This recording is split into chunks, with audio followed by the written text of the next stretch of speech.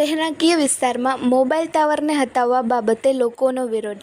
ભાવનગરમાં અઢેવાડા આવેલ ચંદ્રહિલ સોસાયટીમાં પ્લોટ નંબર 95માં માલિક દ્વારા મોબાઈલ ટાવર ઊભો કરવાની કામગીરી શરૂ કરવામાં આવેલ છે. તેને લઈને સ્થાનિક રહીશો, બાળકો, વૃદ્ધોને આ ટાવરને લઈને ખૂબ જ ગંભીર બીમારીઓ થવાની શક્યતા હોય તેને લઈને સોસાયટીના રહીશો દ્વારા આ ટાવરનો વિરોધ કરવામાં આવ્યો હતો અને આ મોબાઈલ ટાવરને અહીંથી હટાવવા અને મંજૂરી ન આપવા માટે મેદાને ઉતર્યા હતા અને મહાનગરપાલિકા અને પોલીસ સુપ્રિન્ટેન્ડન્ટને ફરિયાદ કરી હતી. સંધિ જાગૃતિ ન્યૂઝ તંત્રી જાહિદ મદ્રા દ્વારા.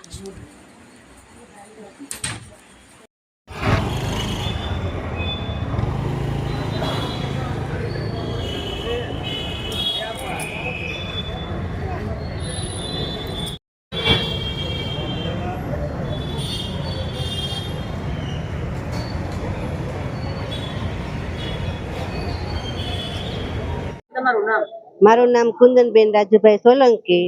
ચંદ્રહિલ સોસાયટીમાં અમે રહીએ છીએ, જ્યાં ટાવર માટેનો ખાડો ખોદ્યો છે એના બાજુમાં જ અમારું મકાન છે. અને મારા પતિને જે ડાયાબિટીસની બીમારી છે, અત્યારે અમારા સોસાયટીમાં કેટલીક વ્યક્તિ એટલી છે ઉંમરલાયક, એને ઘણી પણ બીમારી છે અને ટાવરના રેડિયેશન બધા નુકસાનકારક હોય જે બીમાર વ્યક્તિને ખૂબ જ તકલીફદાયક છે અને નાના બાળકોના માટે છે. અને અમને કોઈને કે કોઈ પણ વ્યક્તિને પૂછ્યા વગર સોસાયટીમાં જાણ કર્યા વગર એ લોકો ટાવરનું કામ ચાલુ કરી દીધેલું છે. એરટેલ કંપની વાળા કહે છે કે અમે ટાવર નાખીએ છીએ.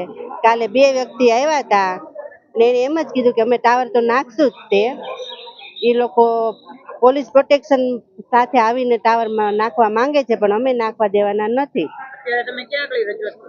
અત્યારે ડેપ્યુટી કમિશનર સાહેબને મળ્યા છે, જે ભાઈઓ બધા મળ્યા છે. અમને બેનોને મળવા નથી દીધા. અત્યારે એ લોકોએ જે વાત કરી યોગ્ય જ છે.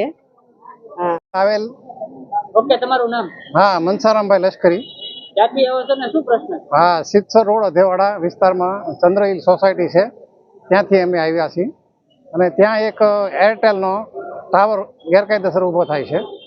એના વિરોધમાં અમે કમિશનર સાહેબને મળવા આવ્યા અને કમિશનર સાહેબને અત્યારે અમને ટાઈમ આપ્યો નથી. ડેપ્યુટી કમિશનર સાહેબને મળ્યા રજૂઆત માટે. એણે અમને સાંભળ્યા છે અને યોગ્ય પગલાં ભરશું એવું વાત કરી છે. જો 2 દિવસમાં કાંઈ નિરાકરણ નહીં આવે તો અમે આગળ વિચારશું અમારે શું. તમે કમિશનર સાહેબ આગળ ક્યારે ગયા હતા અને તમને શું કહેવામાં આવ્યું? અમે 4 વાગ્યાના બેઠા છીએ અહીંયા. 4 થી લગભગ 5:30 એવું કહેવામાં આવ્યું તમે ડેપ્યુટી કમિશનર સાહેબને મળો. પછી અમે ડેપ્યુટી કમિશનરને મળ્યા. તમને શું લાગે સાહેબે સાંભળશે કે આનો કઈ નિરાકરણ આવશે? ડેપ્યુટી કમિશનર સાહેબને એવું લાગ્યું અમને કે કંઈક નિરાકરણ આવશે એવું. છતાં નહીં આવે તો પછી આગળ અમે લડત કરશું.